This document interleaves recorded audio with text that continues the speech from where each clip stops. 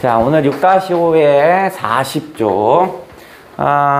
수특에는 79쪽인데요. 여러 개가 좀 연결되어 있어요. 연결되어 있고, 오늘은 뭘 하냐. 김영랑 연계를 한번 해보자. 김영랑 작가 연계? 이거 해보자.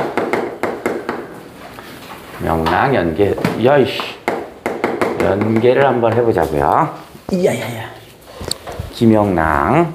79쪽에 우리가 모라니 피기까지가 실려 있고요. 이건 뭐 여러분 다 아는 거니까 그걸 뭐 다시 읽고 이렇게 할 필요는 없을 것 같고. 얘는 원래 본명은 김윤식입니다. 뭐 중요한 건 아니고. 영랑이 호야. 본명이 김윤식이고요. 김윤식이라는 사람이고요. 영랑은 호입니다. 호야. 얘는 저기 전라도 강진.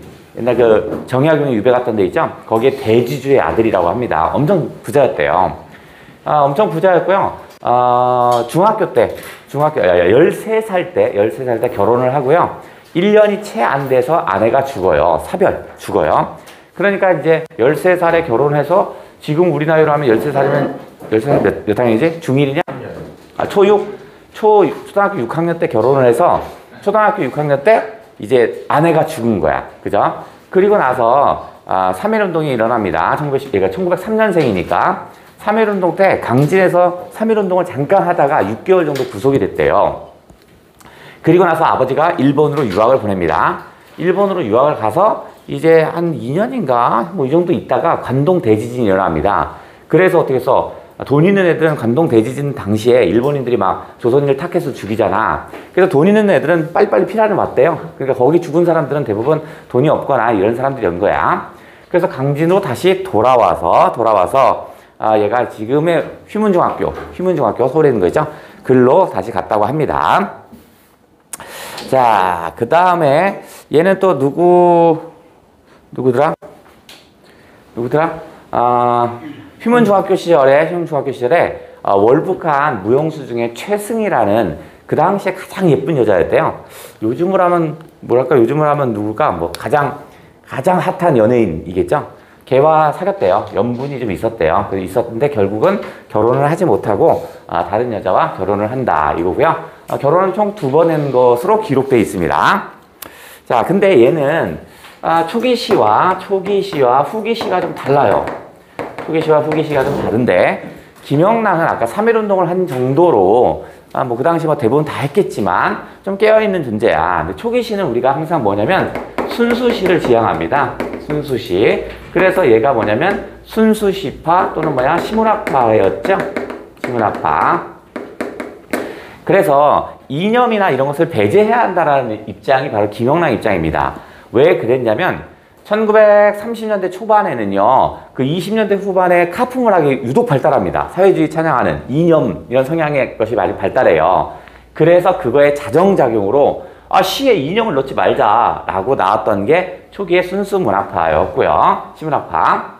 근데 이제 후기에 들어가서 1930년대 후반 정도, 얘는 언제 죽냐면 1903년에 태어나서 기록상 1950년에 죽은 걸로 나와요. 그러니까 46, 47살 정도밖에 못 산 거야. 후기에는 좀 좀 저항적인 순수시파에서 탈피해서요. 얘가 현실 인식이 없잖아. 여기 와서 좀 어떤 저항적 색채를 갖습니다. 저항적 색채를 갖는 부분이 있어. 그래서 여기에 해당하는 작품이 그렇게 많지는 않지만 여기에 해당하는 작품이 바로 뭐냐면 도굴차곡.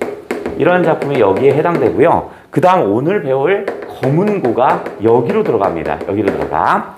대부분은 김영랑 씨는 순수시파라고 생각하시면 돼요. 그냥 아름다운 자연, 자신의 마음을 노래하거나 자연을 노래하는 거라면 후기에 들어오는 요 작품들은 여기에서는 이런 것들이 있더라 보시면 되겠고요. 아까 사랑 얘기를 한 이유는 뭐냐면 13살 때 결혼을 했고 14살 때 죽었다고 그랬잖아. 사별했다고 했잖아. 그때를 모델로 썼다고 합니다. 김영랑이. 그게 뭐냐면 우리 수특에 나온 모라니 피기까지는 그 얘기입니다. 그러니까 김영랑의 모라니 피기까지는 이런 작품은요. 요거는 13살 때 결혼하고 14살 때 사별했다고 그랬잖아. 그 당시를 상상하면서 썼던 게 이거라고 합니다. 근데 그거 빼고 그냥 생각하면 유미주의시죠. 오직 모란만을 기다리는 이거죠. 뒤쪽에 뭐냐면 기다릴 테요죠. 기다릴 테요. 이렇게 나왔죠. 그러니까 모란을 기다리니까 얘는 모란만을 좋아하는 거잖아. 그러니까 이런 걸 우린 뭐라고 하냐면 오직 아름다움만을 추구한다 해서 유미주의시라고도 합니다. 기본적인 김영랑의 배경이 없다면 그냥 유미주의시야. 이건 오직 유자입니다. 오직 아름다움만, 즉 모란만 생각하는 거야. 근데 이제 김영랑을 좀 따져보면 저 모란이 처음 결혼했던 그 여자 부인이라고 생각하시면 될 것 같아요. 그러니까 슬픔을 표현한 시였다라고 생각하시면 될 것 같아요. 상황만 정리하고 그냥 넘어갈게요. 자, 내가 봄이 오기를 무척 기다려옵니다. 항상 기다려와요. 그래서 정작 봄이 옵니다. 그래서 뭐야? 모란이 폈죠? 내가 그렇게 좋아하는 모란이 폈습니다. 봄에.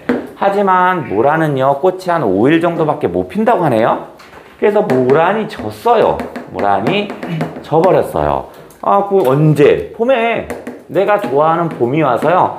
모란이 폈으니까 이 봄이라는 건 긍정적인 느낌이 나기도 하는데 모란이 진다니 또 부정적인 느낌도 좀 있네. 그래서 얘가 얘기합니다. 모란이 필 때 나는 어떤 마음이냐면 한없는 보람을 느낀대. 그러니까 긍정이겠지? 근데 모란이 졌더니 나는 온통 세상을 잃은 듯이 슬프다고 해요. 얘가 서름에 가득 찰 테요. 이렇게 얘기하거든요. 그러면 부정이네요. 그러니까 맞네. 봄이라는 것은 긍정도 있고 부정도 있네요. 그래서 얘가 뭐라고 하냐면 역설적 표현을 합니다. 나에게서의 봄은 찬란한 슬픔의 봄이래요. 찬란한 슬픔의 봄이요. 이렇게 역설적인 표현을 하네. 이건 역설법이죠. 역설법에 해당되는데 찬란한 이유가 있어요. 왜 찬란하냐? 찬란한 이유는 내가 그렇게 좋아하는 뭐야? 모란이 피니까 찬란했던 겁니다. 그 봄이라 하는. 그러면 그 봄은 나에게서 왜 이렇게 슬펐냐? 왜냐면 내가 좋아하는 어떻게 써? 모란이 자꾸 지거든요. 그러니까 이 봄은 슬펐네요. 그러면 모란이 졌으니까 세상 다 잃은 듯하고 해서 포기하고 죽고 자살 이게 아니야. 하지만 난 어떻게 하겠어? 다시 기다릴 거예요. 왜냐면 내년엔 다시 봄이 모란이 필 거니까. 그래서 이렇게 순환적인 구조를 가지면서 늘 모란만을 생각한다 해서 우리가 아름다움만을 추구한다 해서 유미주의시입니다. 이런 게 김영랑의 순수시파 초기시의 모델입니다. 초기시의 모델이야. 자, 그러면 이런 걸 한번 해볼게요. 뭘 해볼까? 자, 오늘 김영랑 거야. 다 김영랑 겁니다. 작가 생략, 제목. 자, 지금부터 언급하는 거는 문학책에 있는 것들을 언급하는 거야. 어디서 그냥 여러분 약 올리려고 모르는 거 갖고 오는 게 아니라 문학책에 있는 것들을 쭉 언급을 한번 해볼게요. 자, 요 놈은 총 1년과 2년입니다. 이것도 이 시도 바로 뭐냐면 아내가 죽고 나서 썼을 거라고 추측이 돼요. 내용이. 근데 이 김영랑은 그렇게 얘기한 적 없어. 모란이 피기까지는 그렇게 해서 썼다라는 얘기는 있는데 요거는 그런 얘기는 없는데 딱 맞아떨어져요. 1년, 2년 딱 보시면. 자, 나는 어디에 있냐면 1년과 2년이야. 나는 지금 아내의 무덤에 왔어요. 그러면 아내가 죽은 건 2번 결혼했다 그랬잖아. 그 다음에 50년에 죽었을 때 둘째 부인은 살았거든요. 그 첫째 부인이겠죠. 13살 때 그걸 또 다시 상상하는 겁니다. 그래서 얘는 이 무덤은 아내분은 신장로로 가서 70리를 걸어가야 한대. 심리가 4km니까 4, 7, 28, 28km 정도를 쫙 올라가는 거야. 신장로는 옛날 말로 하면 큰 길. 큰 길에서 28km 올라가야 아내의 무덤이 있나 봐요. 그래서 여기 무덤을 찾아가서 내가 어떻게 하냐면 눈물을 한없이 흘렸대요. 그래서 뭐라고 하냐면 눈물에 실려 한 걸음 한 걸음 걸어갔대요. 울면서 갔다는 얘기네. 그죠? 그러니까 아내의 무덤 앞에서 나는 어떻게 해서 한없이 슬퍼하고 있네. 근데 28km나 되니까 계속 한 걸음 한 걸음 가면서 계속 울면서 가는 거야. 자, 그리고 나서 이제 나는 이 아내의 무덤을 가고 계속 들려서 가는 도중에 울고 그 다음에 다시 나오면서 웁니다. 자, 눈물을 계속 흘립니다. 눈물을 흘며 뭐 이렇게 얘기할 겁니다. 이런 표현들이 나올 거야. 그리고 나서 이제 이연이 나옵니다. 연이 탁 바뀌어요. 그래서 나는 지금 어디냐면 이연에는 이제 나는 뭐야? 배를 탑니다. 배를 타요. 아, 얘 전라도 강진애라고 그랬죠? 그러니까 강진에서 아내를 묻었어. 그리고 나서 어떻게 서울로 와야 되니까 강진에서 걸어오는 방법도 있지만 강진에서 어떻게 해서 배를 타고 이렇게 오는 거지. 그죠? 그러니까 이 배를 타고 지금 어디야? 서울로 오고 있습니다. 그런데 배를 딱 탔는데 밤에 떠났나 봐. 달빛이 이렇게 오는 거야. 28km 갈 때 28km 올 때 28km 갔으니까 다리가 나름대로 힘들었겠지. 그래서 얘가 뭐냐면 달빛의 위로를 받습니다. 자, 그래서 달빛으로 눈물을 말려볼까? 눈물을 말릴까? 뭐 이런 표현을 씁니다. 그렇다면 달빛으로 눈물을 말린다는 건 달빛을 봤더니 내 마음이 좀 가라앉은 거잖아. 그러니까 이 달빛은 나에게 위로를 줄 수 있는 그런 놈인가 보죠. 자, 이 시는 길지 않기 때문에 지금 오히려 설명이 여기서 다 나오는 것 같아요. 자, 그리고 나서 어떻게 해서 이제 눈물은 좀 진정이 됐어요. 그래도 슬픈 거야. 그래서 그 슬픔을 어떻게 하냐면 노래를 부릅니다. 노래를. 그래서 얘는 뭐라고 하냐면 자, 서른도 부끄러워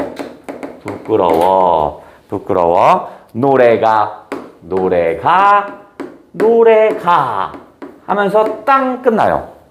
그러니까 이렇게 딱 끝나요. 조사로 딱 끝나요. 그러니까 뭐야? 이 뒤에는 뭐야? 떠난다 이렇게 얘기죠. 노래가 떠난다 이런 얘기겠지. 결국 뭐야? 이건 슬픔을 노래로 승화시키는 거겠네. 요 말은 슬픔을 노래로 승화시키는 뭐 요런 거 아니겠어? 배를 타고 가면서 내가 노래를 부르는 거야. 달빛 받으면서 노래를 부르면서 가면 어떻게 써요? 내가 배는 이동하니까 노래가 어떻게 해서 더 뒤로 떠나는 것처럼 보이겠지. 그죠? 요런 표현을 썼던 게 이거네. 그래서 나는 지금 어디로 갈 거야? 얘가 1년, 2년에 거쳐서 어디야? 시에서 나오지 않지만 결국 어딜 가는 거야? 나는 지금 서울을 가는 겁니다.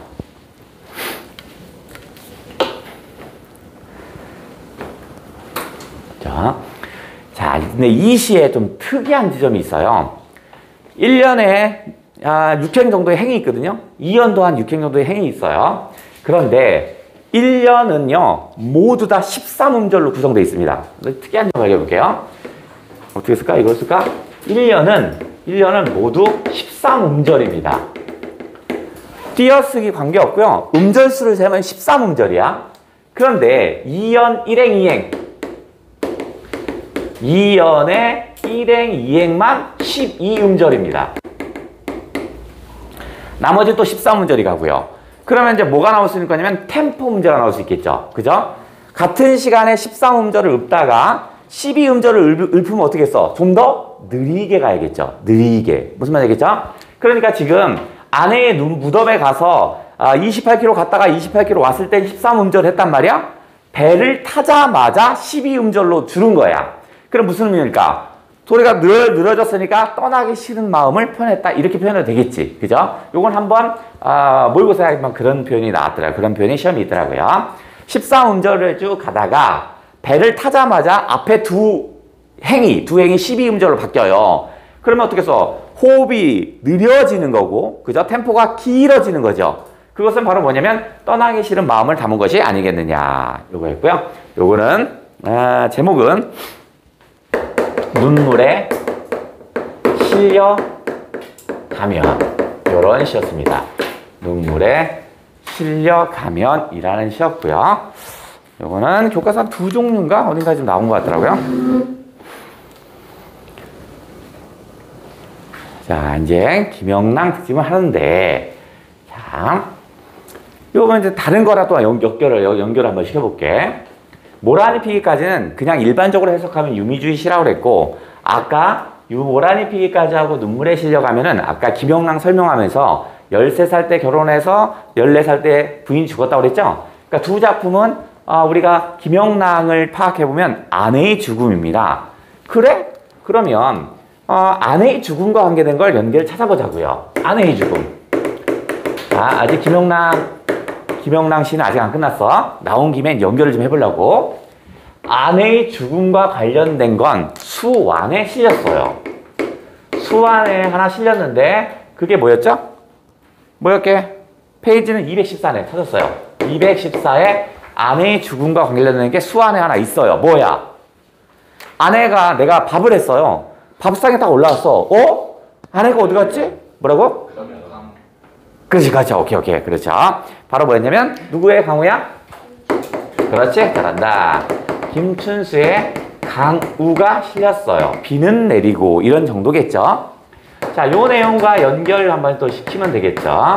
그러면 순호한성 김춘수의 강우와 연계될 수 있는 게 다시 말하면 김영랑의 눈물의 실력 같은 게 연계되겠죠. 아내의 죽음과 연결을 시킨 거니까. 자, 얘는 어떻게 했냐면 밥상을 차렸는데 아내가 없어요. 어디로 갔나? 어디로 갔나? 어디로 갔나? 어디로 갔나? 3번 연속합니다. 3번 연속 찾아요. 그러니까 지금 현재는 아내의 부재를 인정하지 않는 겁니다. 아내가 죽었는데 있으니까 어디로 갔나? 죽었으면 죽었다 얘기할 거 아니냐. 그러니까 이거는 지금 아내의 부재를 인정하지 않는 겁니다. 받아들이지 않는 거야. 자, 여기는 지금 아내의 부재 상태인데 이것을 마음속으로 받아들이지 않는 겁니다. 아니야, 안 죽었어. 그럴 리 없어. 잠깐 외출했겠지. 뭐 이런 정도. 그 밖에는요, 뭐가야? 제목처럼 강우, 비가 내립니다. 하필이면 비가 쏟아지네. 그래서 내가 어둠 속 비가 내리는 비가 줄줄 내리고 있어요. 아내 찾으러 갑니다. 어디로 갔나? 어디로 갔나? 찾으러 가는 거야. 근데 비의 양은 똑같습니다. 근데 내 느낌에는요, 비가 어떻게 오냐면 빗발을 친다고 갑자기 얘기합니다. 비의 양은 갑자기 똑같은데 내가 다가자마자 빗발 치기 시작한대요. 그러니까 비가 많이 오는 거죠. 왜 그랬을 것 같아요? 그렇죠. 일단 비는 내리고 있는 거야. 이 비의 양은 똑같아요. 하지만 내 눈에서 눈물도 같이 나고 있었던 겁니다. 눈물도 같이 나는 거야. 겉으로는 아내가 죽었지 않았다라고 인정하지 않습니다. 하지만 어떻게 내심 자꾸 눈물이 흘러지는 건 아내가 죽었다는 걸 서서히 받아들이고 있는 거겠죠. 요건 뭐야? 슬픔이 지금 심화되고 있는 거죠. 자, 이 자체에서 비가 내리는 것도 슬픔인데 내가 눈물을 흘려가고 있으니까 슬픔이 심화되겠죠. 슬픔이 심화되겠습니다. 그래서 내가 막 여기 찾습니다. 어딨지? 어딨지? 막 찾다가 이제 동작이 쑥 느려집니다. 죽었구나. 어쩔 수 없구나. 이렇게 얘기합니다. 그러면서 나의 행동이 아주 느려집니다. 뭐야? 나는 풀이 죽었습니다. 기운. 땅에서 나는 풀 말고 풀이 죽는다. 나는 풀이 죽는다. 기운이 쭉 다운됩니다. 왜냐면 아까까지는 아내가 죽었다고 인정하지 않았으니까 여기저기 찾으러 갔는데 이제 죽은 것을 이제 받아들이기 시작합니다. 왜? 지금은 어쩔 수 없다고. 지금은 어쩔 수 없다고. 아내의 죽음을 인정하고 있죠. 그죠? 죽음을 수용하고 있는 거겠죠? 죽음을 수용하고 있는 거네. 그러면 아내가 정말 죽었구나. 나와는 영영 이별이구나. 라고 생각하니까 이렇게 연결되겠지.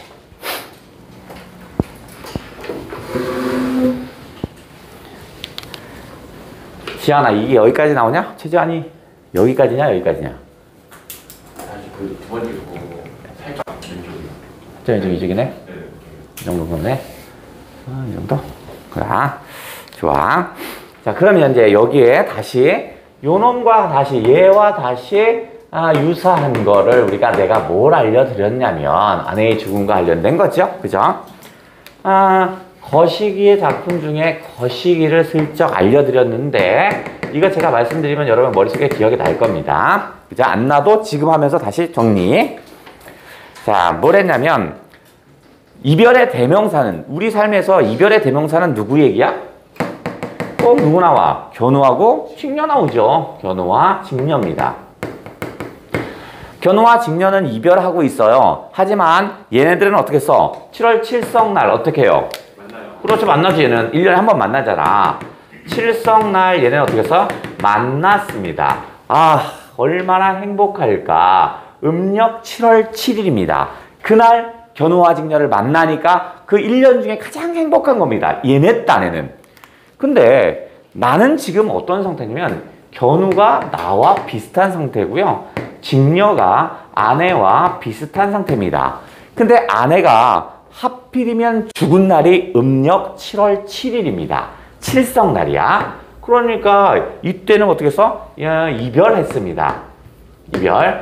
똑같은 칠성날이지만 견우와 직녀에게는 행복의 만남의 시간이 있을지 모르겠지만 나와 아내는 어떻게 써? 이날이 하필이면 이별한 날입니다. 그러니 얼마나 슬픔이 더욱더 부각되겠어. 나는 변변치 못하게 살았어요. 그래서 아내에게 옷을 한 번도 선물해 준 적이 없어요. 근데 이날 옷을 처음으로 선물해 줬습니다. 뭐 해줬지? 그죠? 수의죠? 수의니까 어떻게 써? 배옷. 그죠? 배옷을 처음 선물해 줬고요. 그 다음에 두 번째, 아내에게 꽃 같은 걸 준 적이 없거든요. 근데 내가 뭘 줬어요? 이날 안개꽃을 줬습니다. 근데 안개꽃을 준 게 언제? 뭔데? 아내의 무덤에다. 아내의 무덤에다가 안개꽃을 준 겁니다. 즉 아내는 죽었습니다. 죽었어요. 그럼 어떻게 해서 이제 아내도 죽었으니까 세상 다 포기요. 아, 나 막 살 거야. 그런 게 아니라 얘는 자신의 삶에 충실하다면 언젠가 다시 만날 수 있을 거라고 생각합니다. 그래서 나는 뭐가 될 거냐면 나는 충실하게 살아서 이제 앞으로 바람이 됩니다. 바람이 되고자 합니다. 바람이 되고자 하고요. 그 다음에 아내는 어떻게 써? 땅에 묻혔죠? 그러니까 아내는 뭐야? 흙이 되는 겁니다. 흙이 되고 하면 어떻게 써? 둘이 만날 수 있던 거죠. 만남을 기대하는 거죠. 만남을 소망하는 그런 작품입니다. 이게 제목이 뭐예요? 여기가 얘가 그렇게 가난한 건 아니야. 사실은 이 작가는 충주에서 교사하고 있었습니다. 국어 교사였어요. 그러니까 진짜 가난한 건 아니고 집도 좀 있었고요. 그 옆에 밭도 있었어요. 근데 돈이 많진 않아서 이런 화장터를 따로 만들진 않고요. 자기 밭에다 묻었다고 합니다. 그 자기 밭에 묻고 나서 이 시를 썼다고 합니다. 뭘까요? 옥수수밭 옆에 당신을 놓고. 커닝했구나. 옥수수 뭐라고요? 밭 옆에 뭐라고요? 당신을 묻고. 이게 누구 거였어? 도종환. 그렇죠. 잘 읽었어. 도종환의 이거였습니다. 물론 이 도종환이라는 그때 당시 국어 교사죠. 1988년에 해직됩니다. 뭐 참교육 이런 얘기하면서 해직돼요. 해직됐다가 다시 복직이 됩니다. 해직 당시에 얘가 시집을 하나 냈다고 합니다. 그게 그 유명한 접시꽃 당신. 그걸 내서 그게 베스트셀러가 되죠. 그래서 그 인세가 아주 쏠쏠했답니다. 그래서 조금 잘 살지 않았을까? 여유가 있지 않을까 싶어요. 이 시를 쓰고 나서 도종환은 앞으로 어떻게 살고 있게? 재혼했다고 합니다. 재혼했다고 하고 지금은 국회의원입니다. 국회의원. 그래서 그 예전에 한 5년 전인가 6년 전인가 문체부 장관인가 그것도 했었잖아. 그죠? 지금은 저기 충주 지역에서 국회의원 하고 있습니다. 자, 그래. 아니, 기억나까? 아직 안 끝났지? 다시 이쪽으로 가서 일단 쓸 거 좀 쓰시고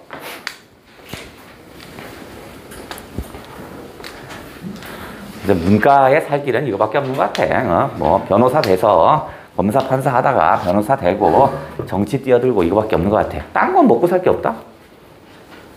교사? 교사 있을까? 시인 하면 되잖아요. 시인?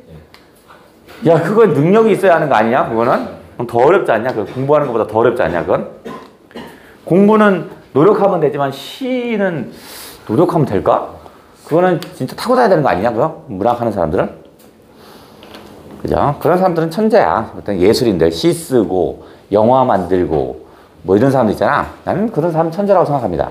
특히 영화 감독, 이런 사람들. 그잖아. 근데 공교롭게도 또 영화 감독들이 또 학교 때는 공부를 좀 안 하고 했는 사람들 많죠. 근데 그게 관심이 없었던 거지. 머리는 좋지 않을까? 어떻게 그렇게 기발한 생각을 할까? 자, 요즘 영화는 뭐 재밌는 거 하나? 공조. 미친놈 너 보러 갔지, 너 또. 아니요, 보고 싶어요. 핑크퐁 있잖아요. 뭐라고? 핑크퐁이 또 뭐야? 야, 지그라. 하지마, 이씨. 지금 며칠 남았다고 영화 보러 가, 이씨. 자, 그 다음에, 자, 김영랑으로 다시 돌아와서, 작가 이름 생략. 자, 제목이 있고요. 상황을 해볼게요. 우리 문학책에 김영랑 씨는 5, 6편 정도 실렸더라고요. 근데 안 하는 게 있어. 돌담의 속삭이는 햇발같이 이걸 안 한 거야. 그건 다 알지? 야, 이씨. 그건 다 하니까 돌담의 속삭이는 햇발같이 풀 아래 웃음 짓는 샘물같이 이건 다 알죠? 그래서 그거는 안 한 거야. 패스. 야, 이 새끼 들어봐라. 이름이 나오면 어떡해? 뭐라고? 나오면 어떡해? 나오면 이제 내년에 다시 보자. 근데 그건 뭐 쉽게 할 수 있어요. 다 아는 거야. 그죠? 근데 그게 문학책에 제일 많이 나와. 6종인가 여기에 그게 다 실리긴 했거든요. 근데 여러분 아마 다 배웠을 거야. 알아. 이제 알고 있어, 이 새끼야. 자, 그 다음에 이제 김영랑의 거식이고요. 자, 요거는요. 그 봄의 어떤 생동감을 얘기할 거야. 다시 여기야, 여기. 아직 지금 여기 하고 있어. 여기 아직 안 나왔어, 지금. 봄의 생동감을 느끼는데요. 얘가 어디로 가면 들길로 내려갑니다. 그냥 상상하면 돼요. 짧은 시인데요. 상상하시면 돼. 들길로 내려가면 길이 황토길입니다. 그러면 색깔은 붉은빛이 나겠죠? 황토길이고 그 마을에 뭐가 폈냐면 보리가 막 펴 있어요. 보리 잎은 무슨 색깔? 흰색. 파란색입니다. 흰색 누구야, 이씨. 파란색입니다. 파란색. 그러니까 어떻게 해서 앞에서 아름답다는 얘기겠지. 그러니까 상상하시면 됩니다. 이거는 이제 황토길이니까 붉은색에. 그 다음에 어떻게 써? 푸른 들길, 푸른 들판이 쫙 펼쳐져 있어요. 그러니까 색채의 대비를 통해서 봄이 아름다워 어쩌고 이런 말 쓰면 되겠죠. 자, 그리고 나서 내가 봄을 만끽하려고 이제 걸어갑니다. 쓱쓱 걸어가. 어디로 가냐면 보리밭으로 갑니다. 보리밭은 언제 하냐면 3월에 싹 머리를 스물스물 내기 시작합니다. 그죠? 그 3월 초면 아주 추울 때잖아. 근데 머리를 스물스물 내기 시작해서 막 자라요. 그래서 보리는 추수를 언제? 5월에 합니다. 5월에. 그러니까 지금 어떻게 보리가 아주 잘 익었고요. 보리의 나달이 아주 잘 패인 거야. 근데 문학작품에서 보리가 남성으로 나오냐 여성으로 나오냐? 여성. 왜? 흔들면. 너 뭐 얘기하고 싶은 거야? 너 조심하라 그랬지, 말. 너 어제부터. 네가 얘기하면 뭐 다 이상해. 저 새끼 이거 이상해. 자, 이거 한번 얘기해 볼게요. 보리하고 벼 한번 비교해 볼게요. 보리하고 벼. 자, 생김새를 좀 한번 보시면, 보리는 남성을 상징합니다. 얘는 남성을 상징하고, 물론, 보리가 이렇게 생긴 게 되게 가늘어서 아주 굴곡이 이렇게 잘 짙거든요. 그래서 여성을 상징하기도 하거든요. 근데 보편적으로 보리는 남성이고요. 벼는 여성을 상징한다고 합니다. 그러면 왜 그러는가 사람들이 생각을 하겠죠. 자, 첫 번째는 보리하고 벼 생각해봐. 수염이 어디 있게? 보리는 옥수수처럼 이렇게 수염이 달렸어요. 어디? 얘가 수염이 있어요. 그래서 송사적으로 문학하는 사람들이 보리를 남성으로 얘기하나 봐. 근데 벼는 지금 여러분 이제 한번 그 사진 같은 거 찾아봐. 얘는 수염이 없어요. 물론 수염이 있는 여성도 간혹가다 있을 수도 있겠지만, 그죠? 어쨌든 간에 수염이 없어요. 그런 걸 봤을 때. 자, 그 다음에 벼는요. 벼는 어떻게 심어요? 상상 본 적 있나? 벼는 모판에 먼저 벼를 심죠. 그죠? 그래서 모판의 것을 떠서, 지게타 같은 거 떠서 이렇게 해서 기계에 넣고 왱 돌아가면서 막 심잖아. 기억나니? 그죠? 자, 얘는 묘판에서 심었다가 어디로 와? 논으로 다시 옮겨지죠. 그죠? 벼는 논으로 옮겨지잖아. 옮겨 심죠? 이건 마치 뭐와 같아? 논으로 옮겨 심어요. 이거 뭐야? 이거 여인들이 우리가 결혼을 하면 보통 어떻게 해요? 남자는 그 집안에 있고 여자가 시집으로 오지요. 이렇게 오잖아. 그거랑 비슷한 거야. 묘판, 즉 엄마 집에서 살다가 남자랑 결혼하면서 시댁으로 넘어오죠. 그죠? 이런 거. 근데 보리는 한 번 심으면 그 자리에서 계속 납니다. 그런 의미에서 또 남성을 의미하는 거야. 그죠? 보리는 뭐랄까? 한 번 심으면 심으면 이동하지 않아요. 이동하지 않는 그런 의미에서 보리는 좀 남성을 의미한다고 합니다. 그 다음에 보리는 밭에서 살죠. 그죠? 밭. 그래서 보리는 밭에서 심는데 우리가 그런 거 하잖아. 옛날 할머니 같은 거, 그죠? 옛날에 뭐 성인지 감수성 이런 거 다 없을 때, 그죠? 없을 때 할머니가 뭐라고 해? 자식 낳고 막 하면 어떻게 써? 밭이 좋아야 자식이 뭐야 좋지 뭐 이런 얘기 하잖아. 그런 거 들은 적 있니? 됐어. 그러면 괜히 그렇게 몰고 가지 마. 그런 사람이 있었다고 쳐. 그래서 이 밭은 여성을 의미합니다. 여성을 많이 상징한대요. 그러니까 보리와 밭, 여성을 상징하는 밭이 같이 어울려서 키죠. 근데 노는 남성을 의미한다고 합니다. 그래서 문학적으로. 그래서 어떻게 써? 논과 벼가 어울리는 건 뭐 이렇게 남성과 여성이 어울리는 이런 거 있대요. 그런데 보리의 생김새가 여성적이라고 주장하는 사람도 있어요. 보리가 이렇게 생기는데 이렇게 올라가요. 근데 이게 아주 딱 뭐처럼 보이냐면 그 왜 여자들 머리 이렇게 딸 때 이렇게 올릴 때 보면 이 뒤 목덜미에 이렇게 머리를 쫙 올리는 거 있잖아. 최지한 너 잘 알잖아. 그죠? 그래서 그냥 하는 말이야. 이렇게 쫙 올렸을 때 목덜미 뒤에 알지? 머리를 이렇게 싹 올리는 거 있잖아. 알지, 은진이 형? 뭘 모르는 척해. 일단 이게 여자 뒷머리라고 생각해 보세요. 뒷머리. 너 액션 넣지 마. 알죠? 그래서 여인으로 상징하는 사람도 있습니다. 상징하는 사람이 있고. 그 다음에 또 보리가 남성이고 벼가 여성이라는 건 뭐냐면 보리는 계속 위로 자라요. 그래서 익어도 딱 이 상태를 유지합니다. 벼는 어때요? 익으면 고개를 숙이죠. 그 살면서 자신을 낮추는 자세를 배우는 건 여성밖에 없답니다. 남성은 다 쥐 잘난 줄 알고 목을 꼿꼿이 드는데 여성은 살아가면서 자신을 낮추는 방법을 배운대요. 그래서 바로 뭐냐면 벼를 여자로 한다 뭐 이런 얘기 있더라고요. 그죠? 뭐 시끄러. 자, 이거는 뭐 그 문학적인 얘기니까 자 이거 시험에 안 나와요. 다음 중 남성은 뭐 이런 거 안 나와. 이건 이제 문학적인 얘기다 보시면 되겠고. 자 이제 5월달이 되니까 보리가 아주 싹 올라가요. 그래서 보리가 푸른색이라고 그랬잖아. 보리밭에서 뭐냐면 바람이 살랑살랑 붑니다. 바람이 살랑살랑 불어요. 그러니까 바람이 살랑살랑 불다 보니까 어떻게 써? 보리가 이렇게 올라서 여기에 나달들이 다 열렸는데 이게 흔들리면서 어떻게 써? 나달이 내 눈에 보이기 시작하는 거야. 그래서 뭐냐면 나달이 보이기 시작하고 얘는 뭐라면 보리의 허리통이 보인다 뭐 이렇게 얘기를 합니다. 그러니까 여성에 비유한 거겠죠. 어쨌든 간 보리가 폈다 뭐 이렇게 어쩌고저쩌고 막 이렇게 얘기할 거야. 그러고 나서 또 봤더니 뭐냐면 아이고 꾀꼬리가 나옵니다. 암놈이 순놈 쫓아가고요. 순놈이 암놈 쫓아가고 이런 꾀꼬리의 정다운 모습이 나타납니다. 자 그리고 나서 이제 산봉우리 이제 마지막입니다. 산봉우리의 시선을 돌립니다. 산봉우리가 얘는 아주 얇은 단장을 했다고 생각합니다. 얇은 단장. 5월달 정도 되니까 산봉우리에 꽃도 좀 피고 뭐도 하고 꽃도 피니까 아주 예쁘죠? 그러니까 우리가 여인들 화장할 때 보면 다 뭐 빨간색 막 다 이렇게 불에 바르는 게 아니야. 부분적으로 뭐 빨간색 부르게 하고 이러지 않냐. 그러니까 산봉우리가 단장을 한 것처럼 보이는 거야.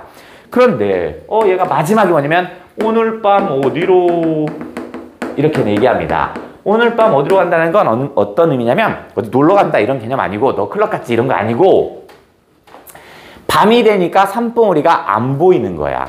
더 보고 싶은데 그죠? 그러니까 어떻게 해서 어둠 속에 사라지는 산봉우리에 대한 안타까움입니다.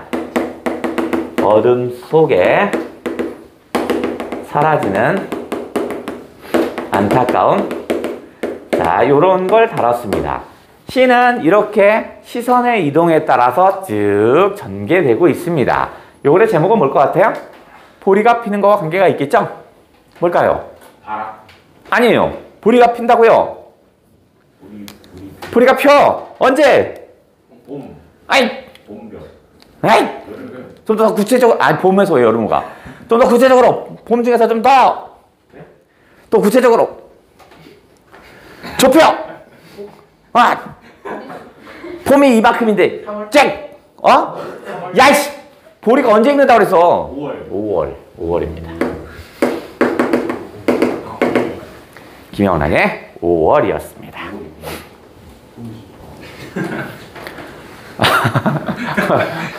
미쳐버리겠다.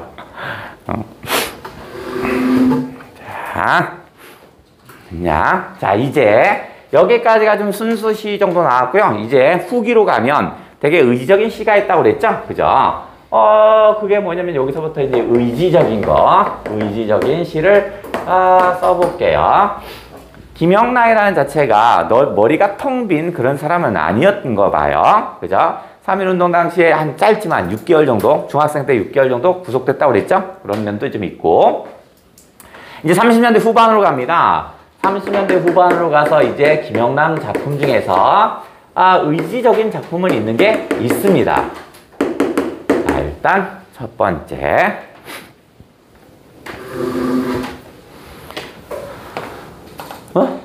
의지적인 거?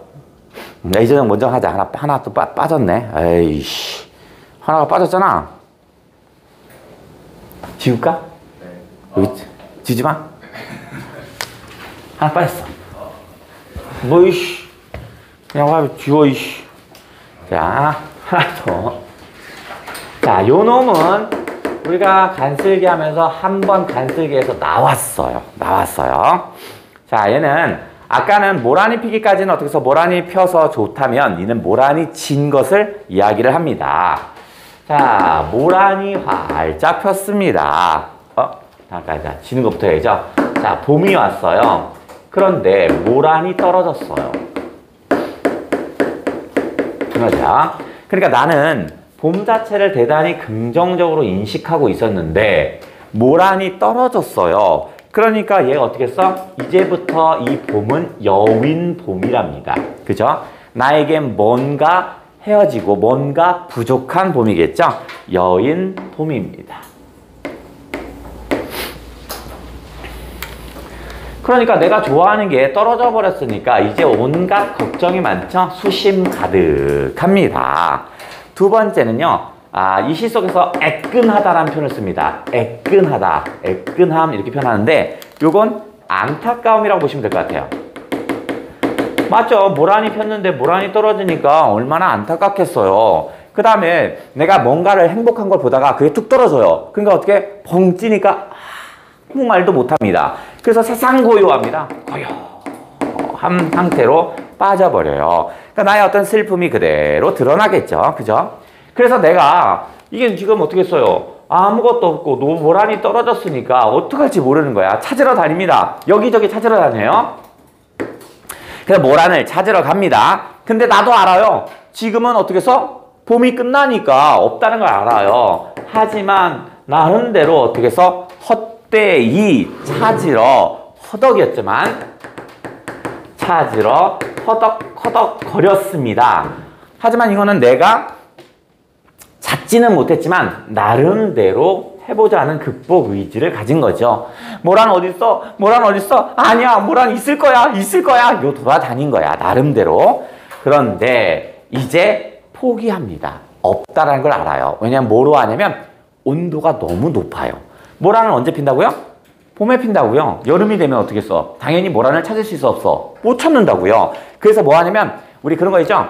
목욕탕 들어가면 그 특유의 냄새 또는 뭐냐면 사막을 안 가봤죠? 여름철에 바깥에 햇빛이 너무 쨍쨍나요. 바깥에 나가면 어떻게 써? 그 후끈한 그 냄새나 이런 거 나잖아.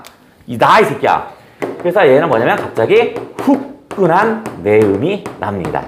이게 뭔데? 후끈한 내음 뭐야? 여름이 온 겁니다. 그러니까 더 이상 모란은 없겠죠. 그죠? 그러면 뭐야? 봄의 상실감을 표현한 거네. 일종의 어떤 봄의 상실감을 표현한 뭐 그런 내용이었네. 요거는 간슬기에서 한번 슬쩍 다뤘습니다. 이게 뭐죠? 이게 뭐죠? 여름 그런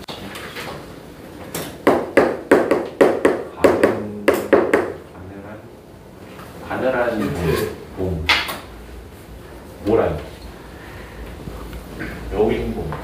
내가 이렇게 내 찾으러 다니는 건 뭐냐면 어딘가에 모란이 있을 거라고 생각하는 거야. 그래서 찾으러 다녔는데 안 돼. 왜냐면 후끈한 내음이 나니까 이건 없다고 생각합니다. 가늘한 내음이었습니다. 이걸 한번 했었어. 자, 이제 여러분 그렇게 타겟 찾는 의지적인 작품 30년대 후반으로 가서, 자, 요거는 작가도 써줘야겠다.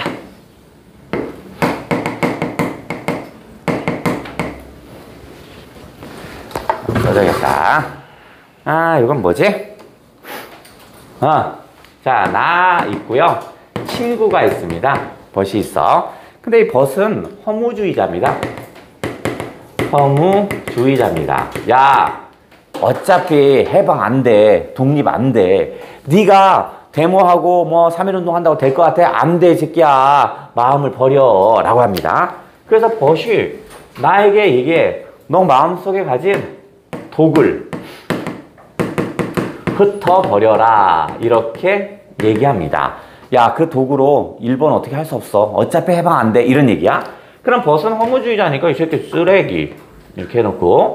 그 다음에 나는 그럼 뭐야. 독을 가지고 있는데 이 독은 뭐야. 나를 해치거나 나의 친구들을 해치는 게 아니라 나쁜 놈을 해치는 독입니다. 그래서 긍정적인 거야. 여기서는 긍정적인 거야. 그런데 나는 이것을 가진 지 되게 오래 가지잖아. 독을 찬 지 오래래요. 엄청 오래오래 내 마음속에서 일본에 대한 적개심, 이것은 늘 가지고 있었습니다. 이 독은 긍정이라고 그랬죠. 자, 이 상태에서 벗이 저렇게 얘기하면 그래, 내가 그렇게 할게. 나는 그렇게 하지 않았어요. 내 마음은 저 바깥에 내 마음의 순수한 내 마음을 노리는 놈들이 있더라고요. 그게 누군데? 이리와 승냥이 떼들이 있는 거야. 내 마음의 순수한 것을 자꾸 노리고 있어요. 그러면 저놈들에게 내 순수한 마음을 주고 싶지 않은 거야. 즉, 내 영토를 이리 승냥이에 그냥 줄 수는 없어요. 그러니까 내가 어떻게 하겠다고? 어떻게 하겠어? 어쩌고? 이리 승냥이에 당당하게 저항하겠대. 그냥 맨손 아니야. 독을 차고 선선히 가리라. 선선히 가리라. 의지적인 표현이군요. 선선히는 당당입니다. 당당히 가리라 라고 했네요. 그러면 어제 극복 의지를 갖는 거죠. 이리승냥이 덤벼 이씨, 이런 얘기였습니다. 제목은? 그렇죠. 얘가 독을 차고였습니다.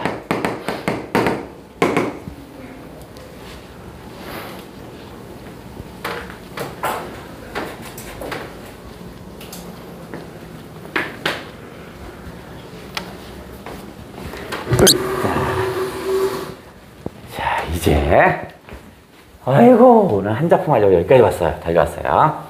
자, 이주에 간섭에 실린 거 이 작품을 하려고 여기까지 달려왔습니다. 김영남의 검은고를 해볼게요. 이거 1939년입니다. 그러니까 30년대 후반 맞죠? 그죠? 김영남의 검은고를 한번 해볼게요. 자, 우리 문학에서 악기 중에서 검은고와 가야금이 있다고 합니다.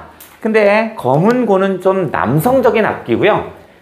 가야금은 여성적인 악기라고 한답니다. 그러니까 검은고는 지금 뭐야? 바로 결론부터 얘기하면 이 검은고가 바로 뭐냐면 나입니다. 나가 검은고고, 그 다음에 내가 뭐냐면 기린입니다.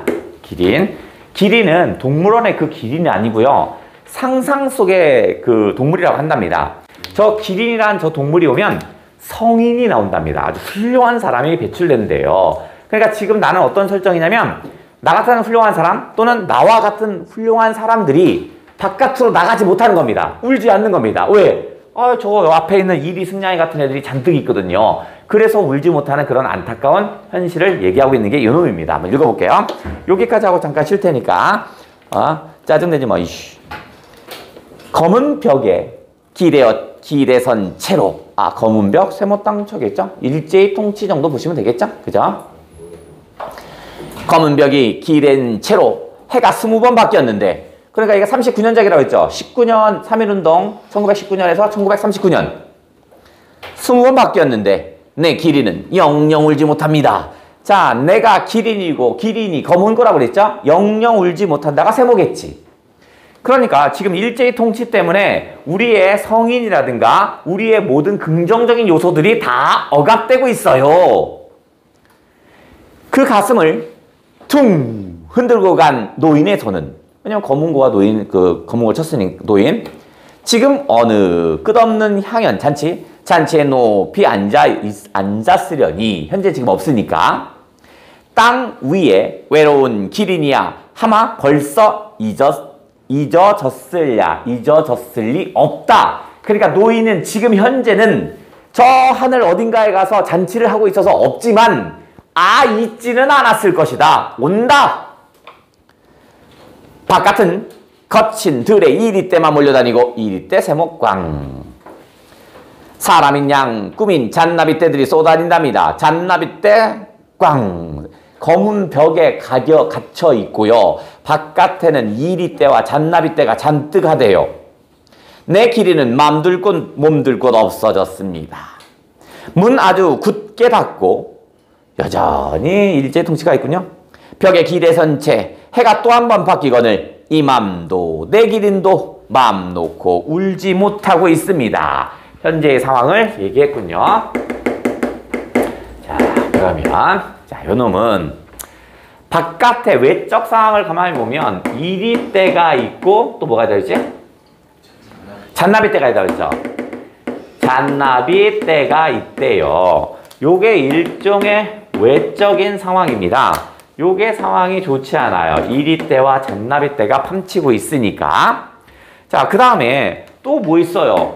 또 검은 벽에 쌓여서 절대로 나가고 있지 못하겠죠? 그죠?